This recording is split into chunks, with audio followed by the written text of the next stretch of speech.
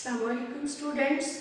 आज हम नए लेक्चर के साथ आपके पास हैं। नया टॉपिक है जो शायद आप फर्स्ट टाइम ये चीज़ें पढ़ेंगे। आज हम मैथमेटिक्स में लॉजिक्स को डिस्कस करेंगे कि प्रैक्टिकल लाइफ में कुछ रिजल्ट्स होती हैं, कुछ बातें होती हैं जिन्हें हम जस्ट लॉजिक से कंसीडर करती हैं। जिसकी बेटा बेस्ट एग्जांपल मैं आपको ये दूंगी कि हमने ऑब्जर्व किया कुछ चीज़ों को।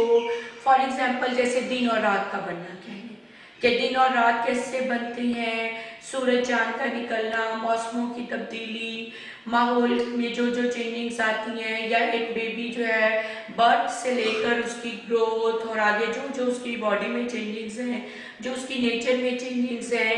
आजकल जैसे एक वायरस है जिसकी किसी को समझ नहीं है वो क्या है, दुख तकलीफ है, जिंदगी मौत है। हमने इन सब चीज़ों को ऑब्जर्व किया तो हमने सोचा कि ज़रूर कोई ऐसी हस्ती है जो ये सब कुछ बनाती है। तो हमारे पास कंक्लूजन ये आई कि वो मेरा रब है जो ये सब कर सकता है और कोई भी ये सब नहीं कर सकता। ये एक लॉजिक थी मेरे पास एक रिजल्ट निकालने की कि अल्लाह ही वो है जो ये सब कुछ कर सकता है। इसी तरह हम जिंदगी में जब भी कोई काम करती हैं किसी न किसी लॉजिक के तहत करती हैं। जैसे फॉर एग्जांपल हमने प्रैक्टिकल लाइफ में हम आए, हम बीमार हो गए, हमने इंजेक्शन लगवाया तो वो रिएक्शन हो गई। तो हमें कैसे पता चला, एक्सपीरियंस से पता चला कि फला मेडिसिन जो है वो हमें सूट करती है, फला मेडिसिन जो है वो हमें रिएक्ट करती है। ऐसी लॉजिक्स के हम फौरन कहते हैं कि मुझे पेंसिल नहीं लगवाना, ये मुझे एलर्जी करता है, या मुझे डस्ट से एलर्जी है। ये क्या है, ये एक्सपीरियंस है। ये लॉजिक जो हम दे रहे हैं डस्ट से एलर्जी है, ये कहते हैं इसे इंडक्टिव लॉजिक। लॉजिक्स दो तरह की होती हैं।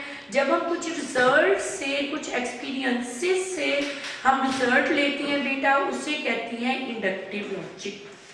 ये मैंने लिखी है। इंडक्टिव लॉजिक क्या है, ये इंडक्टिव लॉजिक नंबर 2 पर बेटा। इंडक्टिव लॉजिक क्या है, वो logic we get a conclusion by experience. The general conclusion by experience is called inductive logic. The general conclusion by experience is called inductive logic.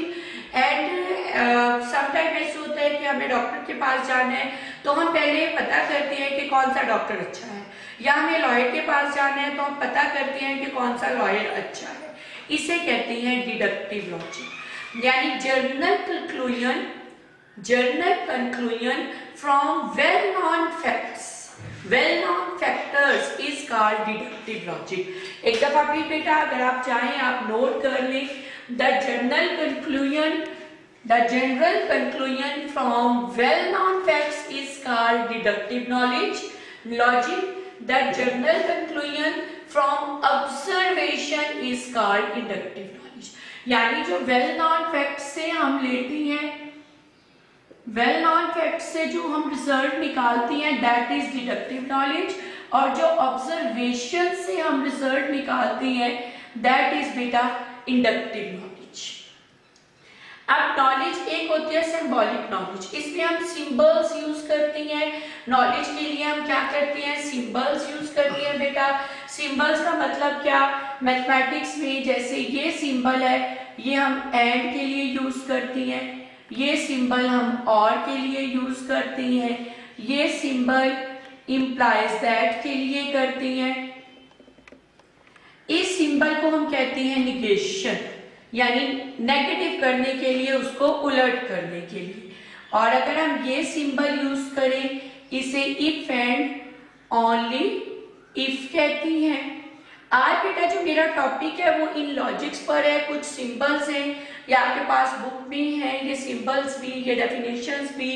एक दफा भी डिडक्टिव क्या है, general conclusion from well non facts is called deductive logic. Inductive logic क्या है, general conclusion from observation is called inductive logic. फिर symbolic logic में हम कुछ सिंबल्स लेती हैं। जैसे अगर ये मैंने कुछ आपको बताएं, ये है हमारे पास P एंड Q, इसे हम पढ़ती हैं। अगर मैं निगेशन P लगाऊं इसका मतलब इसे क्या पढ़ती हैं, निगेशन P पढ़ती हैं। बाकी मैंने एंड है, और है, इम्प्लाइज है, निगेशन है, इफ एंड ओनली इफ है। सम सिंबल्स है जो हम मैथमेटिक्स में, एक और बड़ी वेल नोन है जिसे हम फॉर ऑल पढ़ते हैं, ये सिंबॉलिक लॉजिक्स होती है। अब बेटा आज मैंने आपको लॉजिक्स के साथ बताना है कि जैसे हम कहते हैं कि अगर मौसम अच्छा होता तो मैं आउटिंग के लिए जाती। अब ये दो कंडीशंस हो गई, अगर इफ और देन में हमारे पास दो कंडीशंस हो गई, तो इसमें एंड और का आपको कंसेप्ट देना है कि ये क्या होती हैं। सबसे पहले इसमें हम डिस्कस करेंगे निगेशन। निगेशन क्या होता है? अगर मेरे पास एक स्टेटमेंट P है तो उसका निगेशन क्या होगा कि अगर P ट्रू है तो निगेशन P फॉल्स होगी, और अगर P फॉल्स है तो निगेशन P ट्रू होगी। इसे कहती है निगेशन। कंजक्शन होती है एंड वाली स्टेटमेंट, और एंड इसमें बेटा हम दो का रिलेशन लेती हैं। जैसे मैंने अभी आपको बताया कि हम दो बातें करती हैं, यानी P अगर ट्रू है तो Q भी ट्रू, अगर पहली स्टेटमेंट ट्रू है तो दूसरी फॉल्स, अगर पहली फॉल्स है तो दूसरी ट्रू, या दोनों की दोनों बातें फॉल्स है। कि अगर वो मेहनत करता तो फेल हो जाता, दोनों बातें क्या हो गई कि अगर वो मेहनत करता तो फेल हो जाता, पहली बार ट्रू हो गई, दूसरी क्या हो गई फॉल्स। अगर वो मेहनत करता तो पास हो जाता, दोनों ट्रू हो गई। तो इनका कंक्लूजन क्या होता है, इनका रिजल्ट क्या होता है, एंड में हम इसे लेते हैं। बेटा याद रखिएगा, एंड में अगर दोनों बातें ट्रू हो तो हमारा रिजल्ट ट्रू होता है, अदरवाइज हमारा रिजल्ट ट्रू नहीं होता। यानी true P and Q, true and true true, true and false false, false and true false, false and false false. ये कुछ टेबल्स हैं बेटा जो आपको बुक्स में भी मिलेंगी, आपकी अपनी टेक्स्ट बुक में है, ये आपको तैयार करनी है। यानी एंड का कॉन्सेप्ट आपने क्या लेना है कि जहां दोनों स्टेटमेंट ट्रू होंगी वो ट्रू है, अदरवाइज फॉल्स है। इसके बाद डिसक्शन क्या है, और स्टेटमेंट को हम कहते हैं, लिखेंगे। ये पोर्शन हम दोनों में बनाएंगे, यानी फर्स्ट ट्रू है तो पॉसिबिलिटी है दूसरा पार्ट भी ट्रू हो, फर्स्ट पार्ट ट्रू है तो दूसरा पार्ट फॉल्स होगा, फर्स्ट फॉल्स है तो हो सकता है नेक्स्ट ट्रू हो, या दोनों बातें ही फॉल्स हो। इससे ज्यादा पॉसिबिलिटी दो स्टेटमेंट के रिलेशन में नहीं होती। और होती है या कि कुछ भी ठीक हो सकते हैं। तो इसमें बेटा अगर एक स्टेटमेंट भी ट्रू है तो स्टेटमेंट हमारी ट्रू हो जाती है। सिर्फ ये फॉल्स कब होता है, जब दोनों की दोनों फॉल्स होती है। और कंडीशन में, एंड कंडीशन में दोनों का ट्रू होना मस्ट है, और में कोई एक भी ट्रू हो तो वो ट्रू हो जाती है। इसके बाद है इम्प्लीकेशन। बेटा इसका साइन होता है implies that, P Q, P implies Q। ये हम ऐसे ही स्केच बनाएंगे सब में। 4 कंडीशंस है। अब इम्प्लाइज में रिजल्ट क्या होता है बेटा, इम्प्लाइज में अगर ट्रू स्टेटमेंट फॉल्स को इम्प्लाई करे तो हमारी स्टेटमेंट फॉल्स होती है, अदरवाइज ट्रू होती है। ट्रू ट्रू को इम्प्लाई करेगा ट्रू, ट्रू फॉल्स को इम्प्लाई करेगा फॉल्स, फॉल्स ट्रू को इम्प्लाई करेगा true, and it is also true. Bio conditional होती है दो कंडीशंस। अच्छा बेटा एक और मैं आपको बताऊं, इम्प्लीकेशन में P implies Q, जो P है इसे एंटीसीडेंट कहते हैं, और जो Q है इसे कॉन्सिक्वेंट कहते हैं। याद रखिएगा, जो फर्स्ट है वो एंटीसीडेंट है और जो सेकंड है वो कॉन्सिक्वेंट है। इसके बाद बायो कंडीशनल यानी दो कंडीशंस, ठीक है, वो क्या है, true true, true false, false true, false false. Biconditional में क्या होता है बेटा, अगर दोनों ट्रू हो तब ट्रू होता है, दोनों फॉल्स हो तब ट्रू होता है, अदरवाइज ये फॉल्स होता है। अब ये बातें बेटा आपको याद रखनी है। क्या है, निगेशन में ट्रू फॉल्स हो जाता है, फॉल्स ट्रू हो जाती है, क्योंकि इसके बाद मैंने एक्सरसाइज में ये सारी चीजें यूज करनी है जो आपको पता होनी चाहिए। कंजंक्शन में एंड म्यूटेशन में ट्रू एंड ट्रू, ट्रू और बाकी सारा, यानी अगर दोनों स्टेटमेंट ट्रू है तो बात ट्रू है, वरना फॉल्स है। फॉल्स में हिंट आपको टिप दूंगी, अगर दोनों फॉल्स है तो फॉल्स है, कंप्लीट बात फॉल्स है, अदरवाइज ट्रू है। इम्प्लीकेशन में अगर ट्रू स्टेटमेंट फॉल्स को अप्लाई करती है तो फॉल्स होता है, अदरवाइज सारा ट्रू होता है। If and on if bio conditional में दोनों ट्रू है तो ट्रू है, दोनों फॉल्स है तो फॉल्स है। इसके बाद बेटा एक चीज है कि कोई भी स्टेटमेंट अगर आपको for example negation P implies Q given, आपने इसका कन्वर्स भी बताना है, इनवर्स भी बताना है और कंट्रापोजिटिव।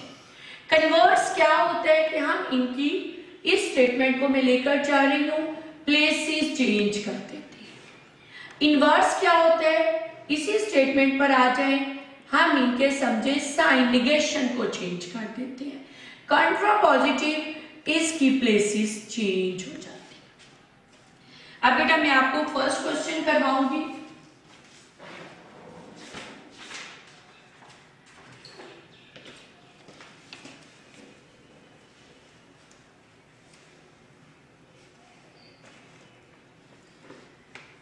एक्सरसाइज हम कर रहे हैं 2.4।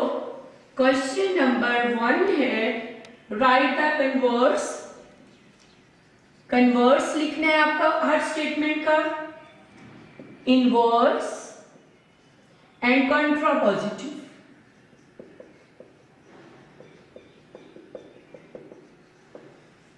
अब फर्स्ट है हमारे पास part negation P implies Q। Second part है Q implies P। Third part है negation P implies negation Q। Fourth part है negation Q implies negation P। इनके कन्वर्स बतानी है, इनवर्स बतानी है, कंट्रापोजिटिव। बेटा ये शॉर्ट में भी आ जाता है और समटाइम बल्कि मैक्सिमम MCQ भी इससे रिलेटेड होता है। निगेशन P इंप्लाइज Q, इसका कन्वर्स होगा Q इंप्लाइज निगेशन P। फिर है हमारे पास इनवर्स, इसी स्टेटमेंट का इनवर्स में मैंने आपको बताया है निगेशन को खत्म कर देते हैं, जहां है वहां से खत्म हो जाता है और जहां नहीं है वहां आ जाता है। कंट्रापोजिटिव में इसकी प्लेसेस चेंज हो जाती है, ये हमारे पास आ जाएगा। ठीक है, अब Q इंप्लाइज P यानी P इंप्लाइज Q, और इसका इनवर्स क्या होगा, निगेशन Q इंप्लाइज Q। के देखिए इसमें निगेशन नहीं है तो आप निगेशन लगा दोगे। ठीक है, जहां है वहां से आपने खत्म कर देना है, जहां नहीं है वहां लगाना है।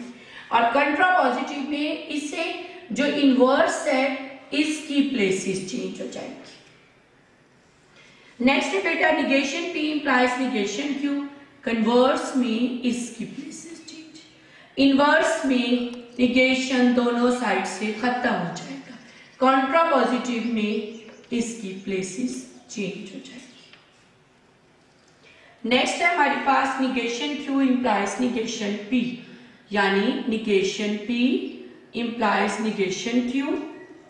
फिर इनकी निगेशन चेंज हो जाएंगी, Q इंप्लाइज P, और फिर जहां निगेशन चेंज हुई है उसका कंट्रापोजिटिव। ये बेटा मैंने आपको बताया इंडक्टिव लॉजिक क्या है, डिडक्टिव लॉजिक क्या है, सिंबल्स क्या है, और कुछ और मैंने आपको ये चीजें एक्सप्लेन की। और उसके बाद ही हमने क्वेश्चन नंबर 1 किया। आप बुक्स निकालें बेटा, पेज है 47, जिस पे आपको ये चीजें 47 से 49 तक आपको ये सारी डेफिनेशंस मिलेंगी बेटा, बल्कि 47 से 51 तक ये डेफिनेशंस मिलेंगी। अभी नेक्स्ट है जो मैं आपको इंशाल्लाह नेक्स्ट लेक्चर में बताऊंगी, तब के लिए